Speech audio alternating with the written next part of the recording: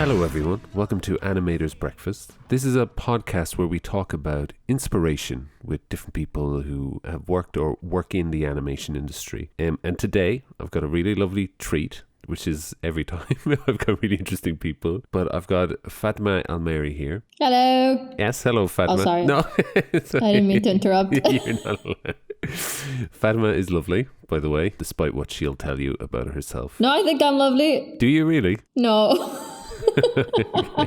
Fatma, tell us a bit about yourself. Or do you want me to tell you about yourself and you can tell me what's right? I think, yeah, you do that. Okay. Yes, since you have your notes. Fatma is an Emirati artist who is the creator and director of Emara, which is a 5-part miniseries on YouTube, which is really amazing, I think. Go on. Don't hold back.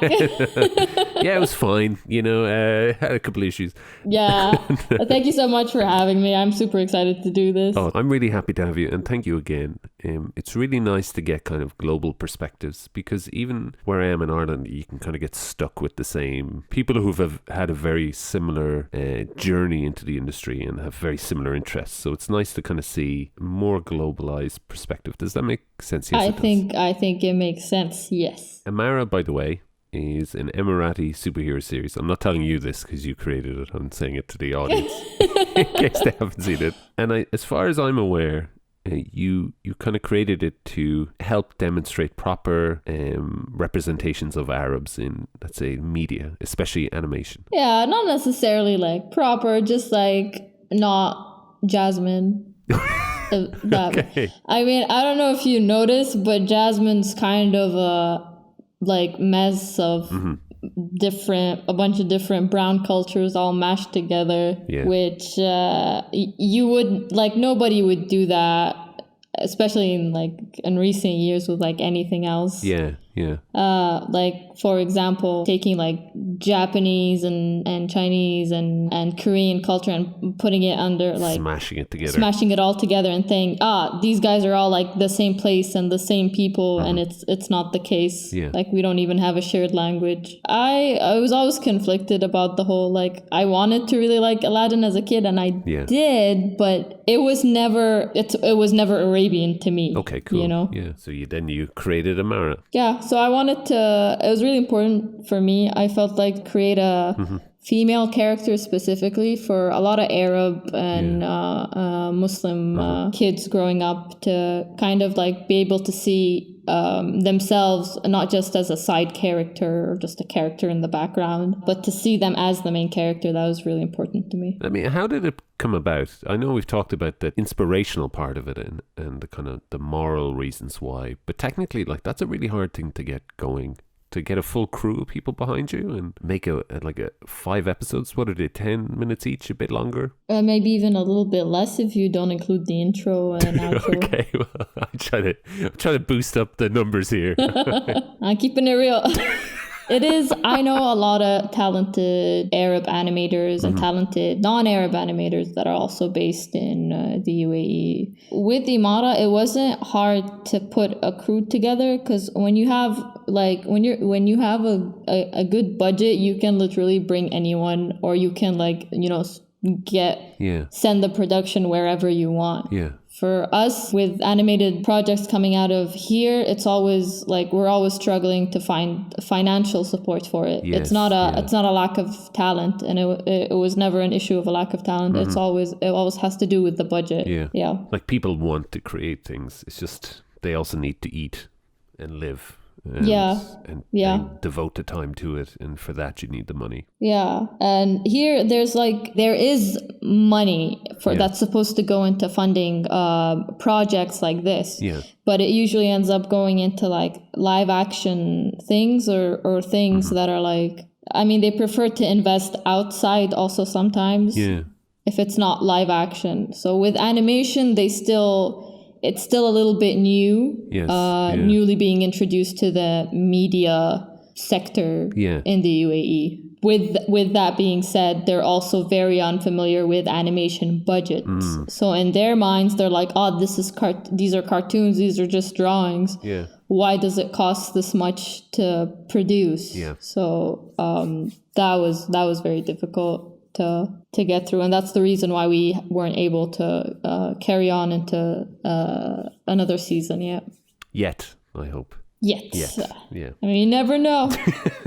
I think what you guys did on Emara was really unique and really interesting. That's what really drew it to me originally. I just saw it and I was like, wow, this is amazing to see that this quality of animation is coming out of not exactly a huge team of people. Oh, we were very small. Yeah. A very, very small number of people.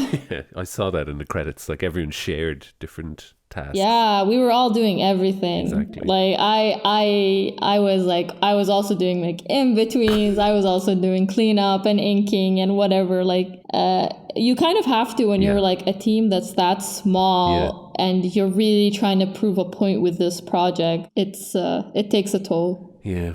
But I think you need a break. Like everyone needs a break after a while. Mm-hmm. You know, Jesus, it's even if you love what you're doing. People always say, "Oh, if you love what you do, you'll never work a day in your life." That's kind of bull. That's not true. Yeah, that's not true. You absolutely need to take a break from because you're gonna kill yourself doing what you love, quote unquote. Yeah. Burn yourself out. The only difference I would say is if you're doing something you love, it's going to feel a lot more rewarding at the end of a project. Like, I would say that's more of a difference. But it's not that you're not going to feel the hard work, because you will feel a lot of it. Yeah. It's very physically demanding as well as mental. Yeah. If someone hadn't seen Emara, what would you say about it? I would say it is the story of a young hijabi superhero that's struggling to balance between her superhero antics and her real life nonsense. And also there's other cool characters with them. Okay, great. I'm sold. Yeah, I'm better worded on paper. Like, do you want to write it down and come back to me? Yeah. Could you give me like a good 15, 20 minutes no worries. and a thesaurus or something? Thesaurus. It's look, I think whatever project I usually end up with, a lot of whatever I do is usually character driven. Okay. So I say for like Emara is like the story of these characters, and it starts with Emara, who's a hijabi superhero, and she's just trying to understand the world around her and also still try to prove herself in being a superhero. It sounds really good. Thank you. Well, I didn't bring you on just to talk about Emara. Obviously, the point of this is people to talk about what inspired them, and you had a really interesting choice, so I'll let you introduce us all to what and why. Oh, okay. Thank you for giving me the freedom to choose what we get to talk about in this episode. You're welcome. At first, I was like, "Dang, I want to talk about so many different things," but one animated movie in particular that I will constantly like praise and go back to, and it is my favorite Disney movie of all time, is Treasure Planet. Wow. The reason it really stood out to me as a kid is because up until that point, all the Disney movies I've seen was very... I love me some Disney princesses, don't get me wrong. Okay. But it was... The reason it stood out is because it didn't have that whole... guy saves girl, prince saves princess, guy gets princess. Like it was coming from a completely different setup than what I was used to seeing as a kid, and I really loved that, and I really loved Jim Hawkins, and I saw a lot of myself in him as a character. Oh, really? Yeah, and I could not stop rewatching it. I was one of those, like, until now, I don't like rewatching things. Yeah. I'm gonna watch something one time and that's it. Interesting. Yeah. Like my brother, for example, Lion King, he had to watch it every single night for years because he loved the movie so much, and it put him to sleep. It kept me up at night, but it put him to sleep. That's all that matters. Yeah. So up until Treasure Planet, there was like no cartoon movie that you could have convinced me to rewatch more than like the one time or two times. But Treasure Planet was that movie for me, and I could not stop watching it to this day. Oh yeah. Well, that's great because not a lot of people talk about it. But it is like, it's a technical feat of ingenuity, and it's so different to everything else that they put out at the time. It's something that I'd forgotten about on my radar, and when you said it, I was like, oh shit, yeah, I haven't seen that in a long time. I think as a kid I had a game, a Treasure Planet like CD-ROM game. Oh. Yeah, I know that my grandparents had a computer. Yeah, I got it on a box of cereal back when cereal was given free stuff with it. Oh, those were the days. I remember running it on this old Windows 95 machine, and just, I can't even remember the game. I think it didn't work. But you played the game after you saw the movie? I hadn't seen the movie first, so I went and watched the movie then because of the disc. I actually, when I got it, I thought it was the movie on a little DVD. I was a kid. I don't blame you, because I don't think Disney did a very good job of advertising for it. Even when I saw it as a kid, I saw it on cassette. I didn't see it in the cinemas. Yeah, I don't think I did either. I'd seen Hercules and Tarzan in the cinema. Treasure Planet? No, it was not. It was, I don't know what it was. Yeah, I think you're right. It slipped right past me.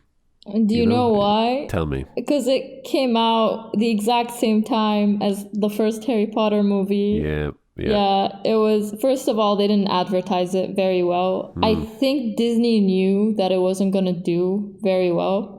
At that point, they had already, I think they promised the sequel before they even released the actual movie. So when they did, like, I think they did surveys or something. Anyways, their marketing team came back to them and they were like, yeah, this is going to flop. No. So I think they wanted it to flop on purpose as well, like badly enough so that they can pull the plug on the sequel. Okay, they had a sequel in the works as well. Yeah, I remember reading that. Yeah, they paid, I think, around 140 million was the budget for Treasure Planet, and what got back to them was around 100 million. Oh, wow. And only 33% of that was like domestic. That's pretty bad numbers. It's very bad, but you sent it into the box office with Harry Potter. What were you expecting? It was also around the same time like DVDs were becoming a big thing. Okay. So I think at least if my mom was ever planning on getting it, I think at that time they were like, oh, you know what? I'm waiting for the DVD to come out. Do you know, it's funny because that period of animation, the transition between the kind of traditional 2D stuff into the CG 3D that we're kind of very used to now. Films like Treasure Planet or even Atlantis or The Iron Giant, let's say, they all kind of fall around that range of time, and they all fall commercially unsuccessful. But that just doesn't make sense to me, because they're like such, like, I could argue that they're like one of the best animated movies of that time, but I do genuinely believe, and Iron Giant and Atlantis also included, because I really love those movies as well. Yeah, me too. I feel like they were ahead of their time. They came out way ahead of their time. Yeah, and I think if people were doing that now, it would be very praised. Like, are you 2D kidding? Well, actually, if I think about it, Spider-Verse is all about that. Yeah, actually, that's a really good example. And they're all trying to come back to that balance of, you know, the artist hand on paper or on screen, not just CG animation. And as well, when I look at something, so just so if anyone hasn't seen Treasure Planet, go and watch it, obviously, first of all, and then come back. But it's a reimagining of Robert Louis Stevenson's Treasure Island, but basically set in an alternate space. I think they call the Ethereum. So like there's wind and people can breathe. They don't need space helmets. Yeah. When you said that they didn't need like actual like oxygen to breathe or whatever, because I remember one of the characters actually invested a lot into this like little costume thing that I think was supposed to let him breathe on the. I think he didn't think it through. It's funny because he's supposed to be the smartest character on that. Yeah, which is amazing as well, which is part of the something that when you start digging deep, like the character motivations are amazing, and how they kind of twisted it from the original book into this and changed everything to have really deep meaning. Like, you know, the whole thing that in the original book, Jim's dad was actually still around up until they meet Billy Bones, whereas in the movie he like leaves quite early, and that gives that, you know, that detachment, that he's that rebellious youth looking for a father figure, which leads into meeting Long John Silver, or John Silver, I think they just call him in this. It's really subtle subtle writing. I think out of the directors that worked on this, Yeah. I think they're called Clements and Musker. Musker, They worked on a lot of other movies prior to Treasure Planet.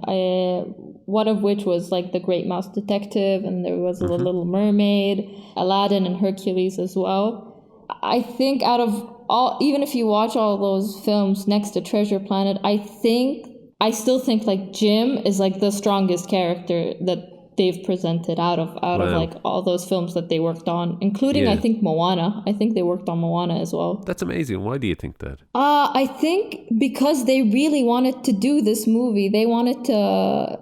Treasure Planet was something they've been trying to do before they even worked on The Great Mouse Detective. Yeah. And every time they would pitch it to Disney, and I think it was Katzenberg that was good old Jeffrey. that they were dealing with at the time. Yeah. So they would like constantly like pitch this to them, and he would like just throw them another movie and be like, oh, get through this like Detective Mouse movie first and then we'll talk. And then they'll be like, okay, we're done. How about Treasure Planet? And they're like, no, do Aladdin and then we'll talk. And then it's Hercules and then it's yada yada. So until eventually they like, I think after they were done with either I think it was Hercules. That they were like, guys, we did all these films for you. This is a movie that we really want to do. We really want to do Treasure Island in space. And Disney's already made a film based on this before, so it's still a Disney story, you know, in that sense. So yes, please let us do this movie. And they let them do the movie. And then I feel like they kind of sabotaged them at the other end. But they put in a lot of. So Jim is I agree. He's completely amazing. I think there was something like 17 people working just to animate him. Wow. When I looked at the credits, there's so many people. John Ripa was the supervising animator, and then he had 16 other people like animating him. So they really get things right. Apart from just the writing, there's little moments like I remember because I only watched it yesterday again. Oh, so nice. It's pretty fresh in my head. Yeah. There's little moments where, you know, after the mother's inn is burnt down by the pirates, and they're sitting in Doppler's his like observatory, and she's sitting by the fire, and Jim puts a blanket around her, and it's almost as if he goes to say something, and then he doesn't, and like he points and then takes his hand away, and kind of you can see him catching his breath and his words, and he turns away. That he wants to do good and be a good person, but like all his development has just stunted that. So it's like physically impossible for him to do something like that, which is a really sweet little touch. And he's not even the focus of that scene. The other two talking are, and it's that kind of stuff where you're just like, oh wow, yeah, good job, guys. He really feels like a real character. Not that the others don't, but like he feels like a real like teenage characters, whereas like the other Disney princesses, like aside from like Tiana, they kind of have very like unrealistic like kind of setups that you wouldn't normally like relate to. I mean, they're princesses and or princes or whatever, you know, they're just like hiding from a witch or something, you know. And poor Jim is just, you know, a kid that's been labeled as like a bad seed that's just trying to learn how to grow up a little bit on his own. God, even talking about it now is making me all warm and like really appreciative of what they did in that film. It's so sad that it just was kind of sabotaged in its attempt. Yeah, it is really sad. Like, can you imagine if they really tried to like at least push a little bit more for the marketing side of it, that it would have been a super, like, at least to me, it's a successful movie in terms of like the film itself and everything. It's a really good example of like art will always speak eventually. You know, good art will get its appreciation over time, whereas like bad stuff will, even though if it does well at the start, it'll be derated slowly. You know, like the first Transformers, when that came out, people were like, oh, this is amazing. And then over time, it's just like, well, the story's a bit bad, isn't it? It doesn't make sense. But stuff like this. Yeah, I think it will be like Atlantis and Treasure Planet, even the Iron Giant that you mentioned earlier. I feel like these are films like even like in 20 years and 40 years and 100 years, I think they're still like somebody could still watch it and be like, Yeah. hey, this is a really good movie. This is a really good film. And then they're going to be shocked when they go back and check like the stats of how they did in the box office. Just like, what is this? Yeah. You know, for me, it could be two different things. One, when people, like when we're younger and we grow up and we watch something like this, it does have a lasting impact. And you bring that sensibility with you throughout, because it's something you'll refer back to even without thinking about it. So as a next generation of filmmakers come up, they use these as influences, and they kind of subvert the status quo current work. But also with something like this or The Iron Giant, like if you think I did an episode with Aidan, we talked about The Iron Giant, where it's like it's kind of hard, you know, that the giant is CG animated, but it blends so well with everything. It's like really, and it interacts so well with everything exactly, as well. which is one of the things they did amazing in this. Now, something you can definitely tell the CG, but the level of detail that they've done, like if you consider a character like John Silver and that his arm, his leg, and his eye are completely 3D. Oh my God, I do not envy the animators that had to work on that. Yeah, there was a lot of them as well. Not as much as Jim. Yeah, but he came out so well. It's just such. You forget about I know the he's arm. a very gruff design. Yeah. John Silver has a very gruff design, but like from an animator, and I think any artist would say his design is gorgeous. Really, like just so well balanced. You look at him, you kind of get a sense of who he is straight away, and it's a lot of like there's so much flowing motion, and I think it's really smart. I don't know if you know this, but the supervising animator on Silver was Glenn Keane. I am familiar with Glenn Keane. I didn't know he was the supervising animator on Silver. On Silver, though. Wow. So you can see that, like, I saw some behind the scenes of like his rough 2D tests and how they kind of go forward into Silver's final animation, but he brings all that weight and sensibility of everything he's done since he joined Disney. You know, like he obviously designed and did a lot of Ariel in The Little Mermaid, and he's done so much like the Beast in Beauty and the Beast, and you feel like there's so much life in everything. He animated or at least he did the rough tests of, you know, the opening scene between Jim and his mother Sarah. Oh, and he was a baby. Yeah, the little baby, and it's so cute and tumbly. I could rewatch like little baby Jim like forever.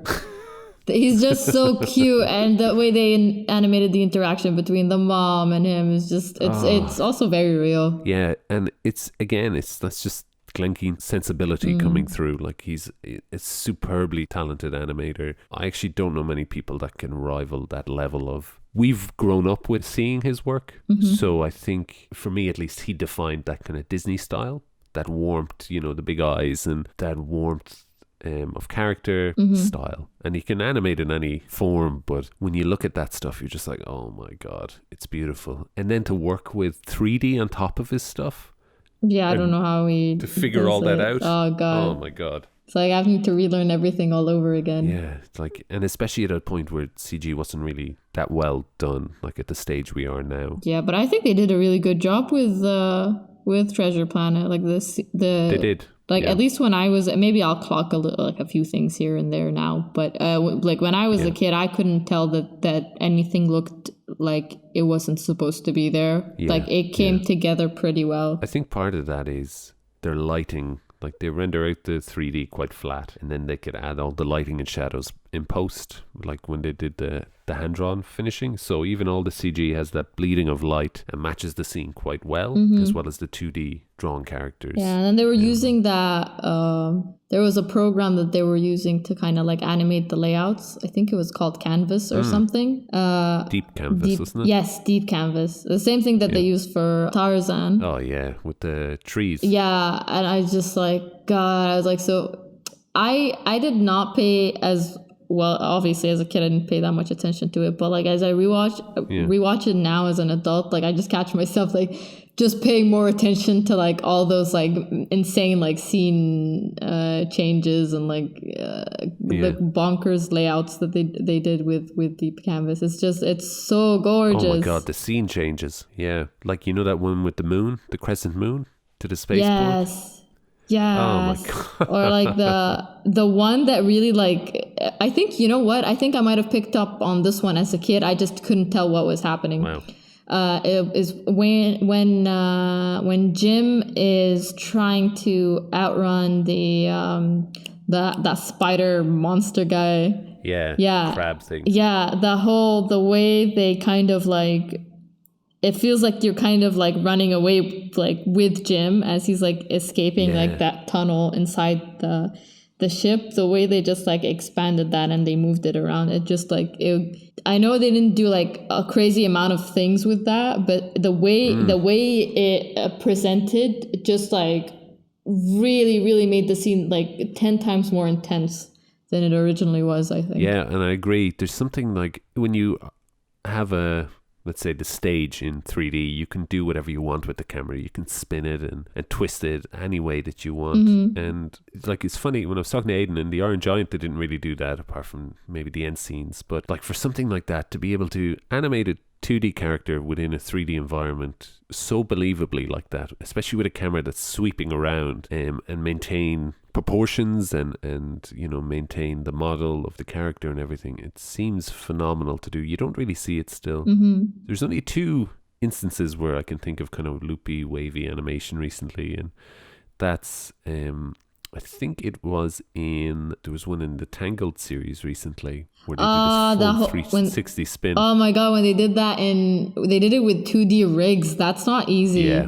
That's not easy at all. It's insane. Like I just couldn't believe when I saw that. Yeah, everybody was sending it to me. I was like, yeah, I've seen it. It's amazing. But stop spamming me with it. I was actually never that into Tangled as much. Yeah.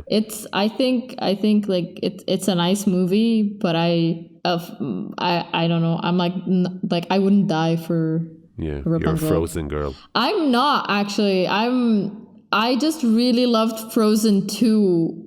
Like I liked it way more than Frozen 1. Like Frozen 1 to me was like Tangled. Like it was a fun movie. Okay, it had some good music. But I didn't really think much of it until the trailer of Frozen 2 came out. Now I'm like, now I'm for Frozen. This is good. Yeah, it's nice to see that they are pushing in different directions than a traditional hero's journey kind of story, which is great, and it's amazing stuff, and it speaks every single time because it's true for all mythology and all stories. Like the interesting ones have a certain rhythm to them, but it's nice to see that it's not just like boy meets girl. Yeah, I appreciate that. It was just like, I appreciate the side romance that was in Treasure Planet. Yeah, with the captain, I can't remember her name. Yeah, Emma Thompson. And the dog, the cat, and the professor. Yeah.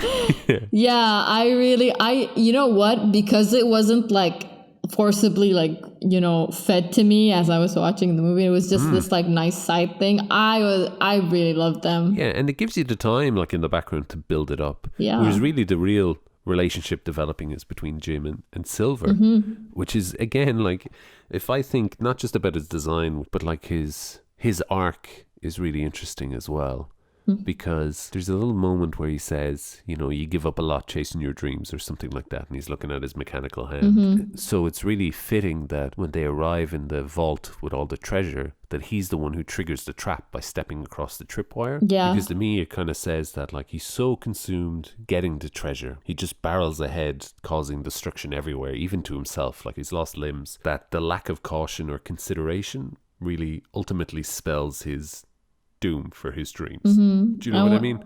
And when it comes time for him to again kind of choose between, you know, like chasing his dream. Yeah.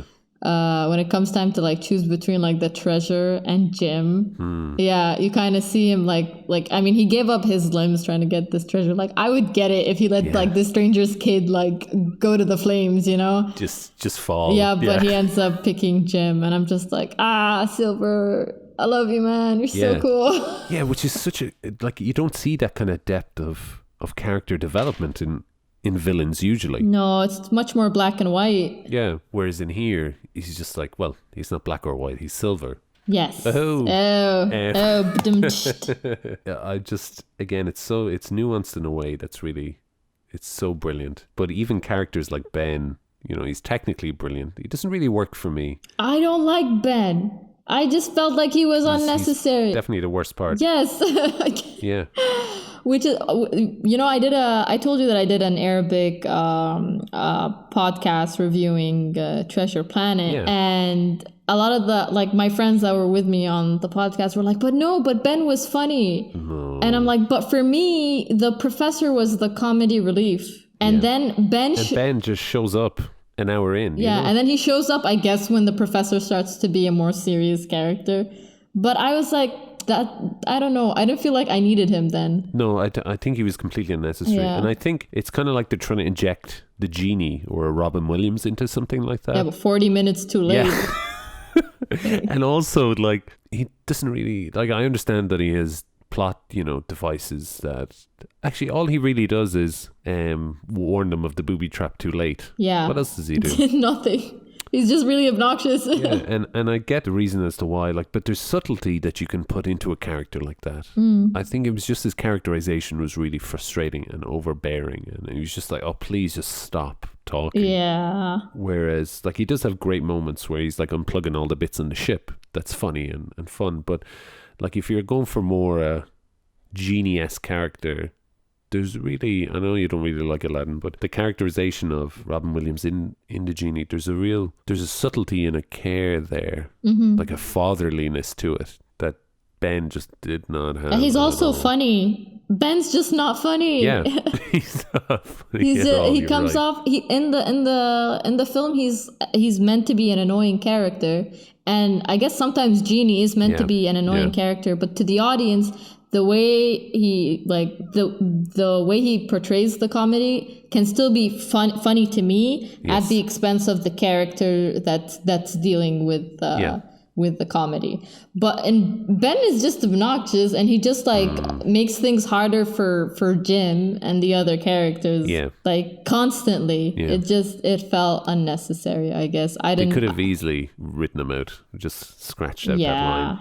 Yeah. Like, he's technically marvelous because he's fully 3D animated. And they invented controls so they could get a kind of a 2D expressions out of or 2D traditional hand-drawn expressions out of the 3D rig. Like, they morphed in and kind of had these deformers on it, so he could like drop his jaw on and it's like squash and stretch kind of stuff. But like, whatever, that's great, but my God, just please stop. Just I wonder if they kept him. Maybe he would have had a bigger role in the sequel. I was sad at first when I heard there was a sequel that got canceled, but then when I started reading about it, I'm kind of okay with them. Oh, what was it about? It was gonna be about like Jim having a love interest, which was not why I loved Treasure Planet. You know? Yeah. At first, I was hyped that he was like, it was gonna be around him going into this academy and trying to stay out of trouble. I'm assuming he's gonna get into a lot of trouble while he's there. Classic adventure. Yeah, but also while he's there, like, I think one of his classmates is going to be a love interest. And she kind of looks a little bit like a captain. Maybe they're from the same species. I'm not sure. But I was not into that. I was like, no, I would have loved to see more of a continuation of their, treasure adventures. Yeah, especially with Silver. I actually would have been more interested in Silver having a love interest than I am of Jim, because I mean, like, I've already seen that. I've seen the whole romance plot done over and over again, especially in a school setting. Like, thank you, next. But for Silver, because he's like you've known him to be a selfish guy, and now we get it. Like, we love Silver. He has a soft spot for Jim. It can see him kind of like as his son. Yeah, definitely. I think it would have been interesting if if they tried to set up Silver with Jim's mom or something. That would have been interesting. Yeah. Or the dad comes back. Oh shit, that would have been a way better second film. Yeah, but don't go back to the whole romance no, leave it alone. thing taking over a big chunk of the plot. Like, leave it as a side thing. That's fine, whatever. Yeah. But I never liked it taking over the whole thing. It's not fun. But I think you approach this from a very character-driven point of view, don't you? I like to think so. Not at all, it turns out, yeah. It just doesn't... I feel like Jim has more interesting themes he can tackle as a young adult character than to do the whole romantic thing. What did you think of the design? the kind of worlds and everything. Oh, I loved it. Yeah. You kidding? Steampunk, Victorian, kind of weird mishmash. I was into it.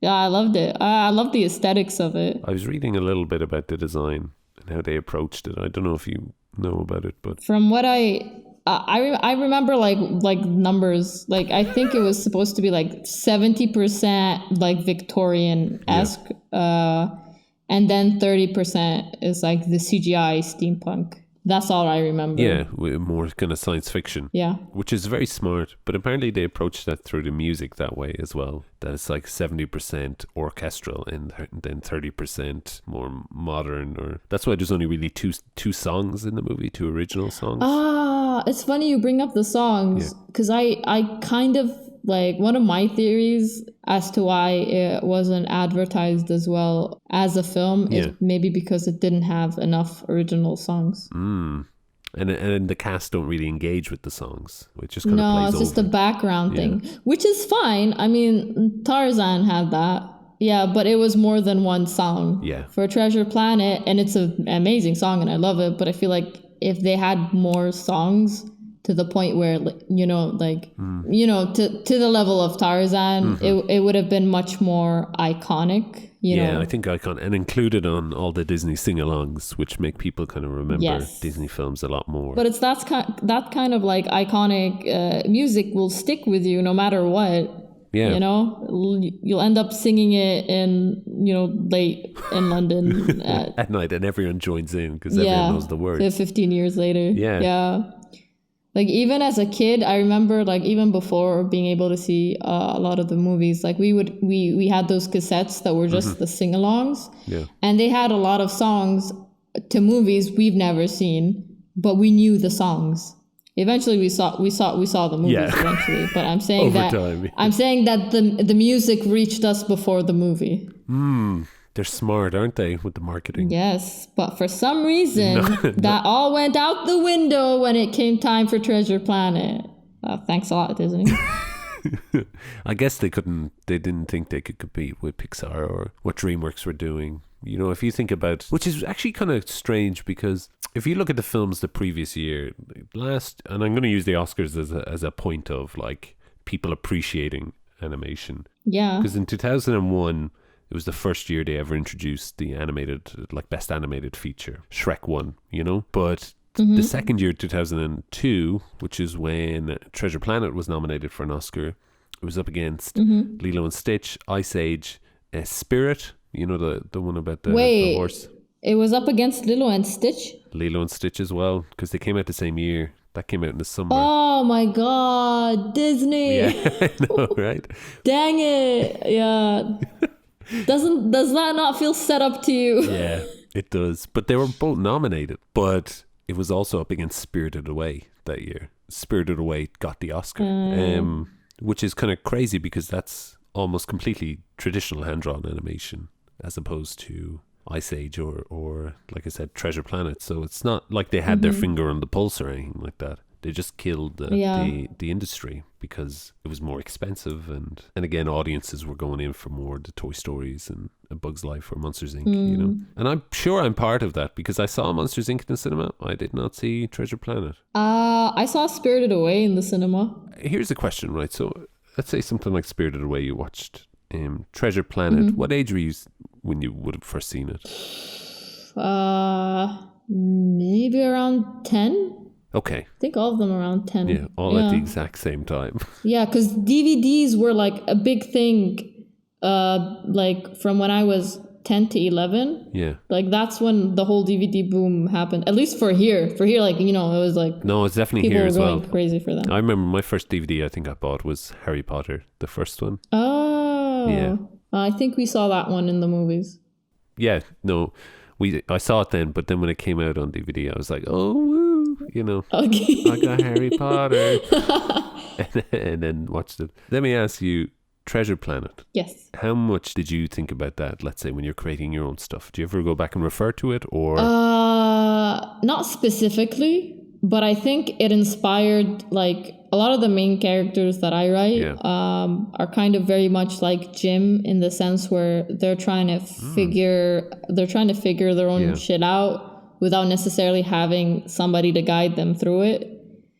And at the same time, like kind of the rest of the world or the rest of the people around them are trying to label them as this one thing, but they're not. They're trying to be better than what they're supposed to be. Like in Emara, like the first opening scene is like, or part of like the first episode, like is just like these like women just like kind of trash talking Emara, as her like actual self, which is Moza.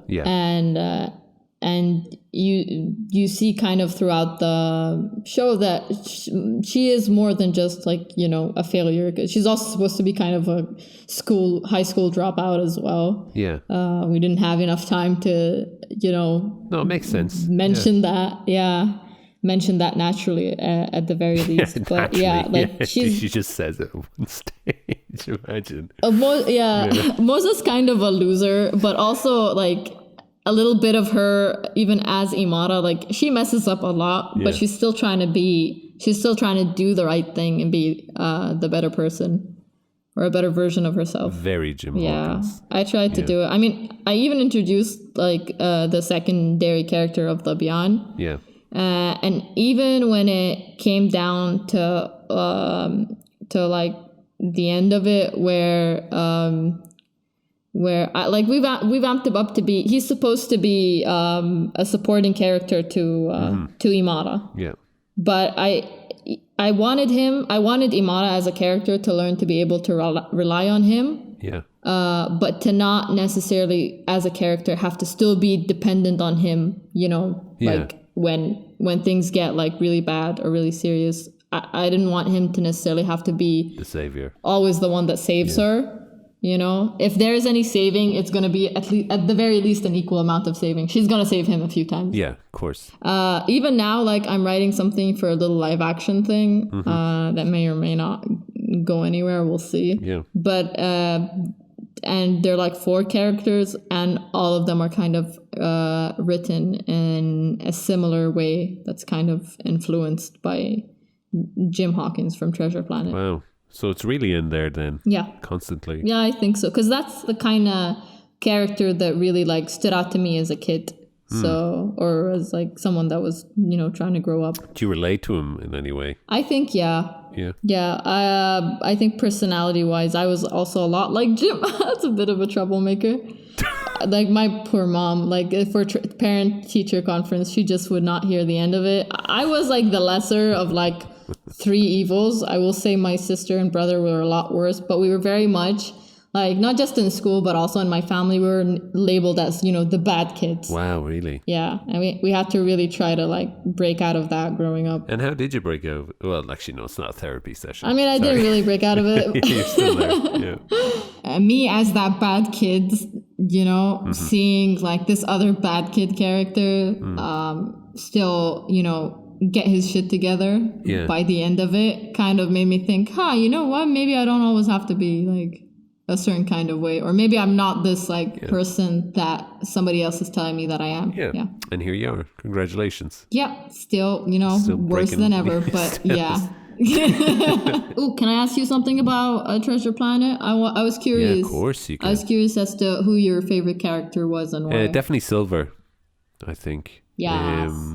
Like there's I think I said it before, but there's a nuance to him that's like, you can see the act that he plays in front of the captain and everything, and it's kind of roguish and charming and fun, and I love that kind of character, the charming kind of one. But when it comes down to quote unquote the shit hitting the fan, character like that faced with tough decisions, making the right one, it's interesting, because if you can set up an antagonist that you relate to more, like emote to more than even one of the protagonists, like the captain or something, that's incredible writing. I just really like the idea of someone coming through for you. Yeah. Knowing that you can rely on someone is a wonderful thing. Not that you need them to save you, but just to have backup. Yeah, and that's what Emara was supposed to kind of blossom into. Yeah. Whereas a bunch of different superheroes were supposed to come out of a lot of the other Arab countries as well,